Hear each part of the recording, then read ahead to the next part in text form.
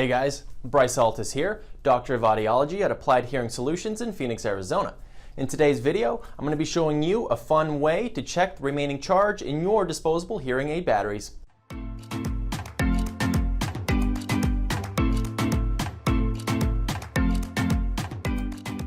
Today, I'm going to be showing you the bounce test. Admittedly, it is not the most scientific test, but it is super quick, and I find it to be a rather cool demonstration of the science that goes into disposable battery technology. Before I really explain everything that's going on behind the scenes, let me first show you what happens when you take a fresh, brand new battery and a dead battery and drop them on a hard surface, like a counter or a table. As you could tell, the new battery hardly bounced at all, while the dead battery bounced all over the place. Let me show you one more time in slow-mo and I'll show you again.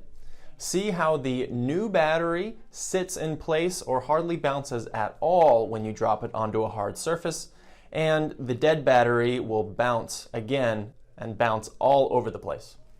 This can be a really helpful trick if you're changing batteries in your hearing aids and you had already taken the sticker off the new battery and then you put them on the table and you forgot which one was which, and you don't want to put the old battery back into the hearing aid. This can also be a helpful trick before you leave the house in the morning. You could check your battery. If it starts to bounce all over the place, it's probably not going to last too much longer, so it's a good idea to bring an extra battery with you in case it actually dies before you get back home. Now, I think the bounce test is rather cool. It's a fun little party trick that you can show anyone that hasn't seen it before, and usually people are at least a little bit interested in why that happens. So let me explain it. All disposable batteries are zinc air batteries. What that means is every disposable battery has a bed of zinc ions, and disposable hearing aid batteries will have a sticker on top of the battery.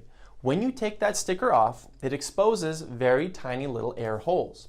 These holes let oxygen into the battery and it starts a chemical reaction which then activates the battery. Over time, the zinc in the battery slowly changes into zinc oxide, which is literally more bouncy. In a new battery, the bed of zinc particles in there do not have a lot of connections between each other, so when the battery is dropped, the particles move past each other and don't result in a spring or a bounce effect. But as the battery continues to be used and the zinc slowly is changing into zinc oxide, these particles start to form rigid bonds or bridges between each other. This causes the zinc oxide in the battery to become somewhat like a chemical spring, meaning the battery is becoming more and more bouncy as the zinc is taken over by more and more zinc oxide. Now, it's important to note that just because a battery does bounce does not mean that it is bad or needs to be thrown away right away.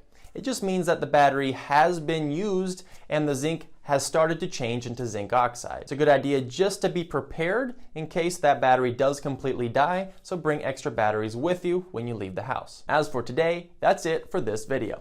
If you liked it, go ahead and give us a thumbs up. If you want to see more videos just like this, go ahead and hit that subscribe button. And if you have any ideas for future content that you want me to cover in a future video, leave a comment in the comment section below.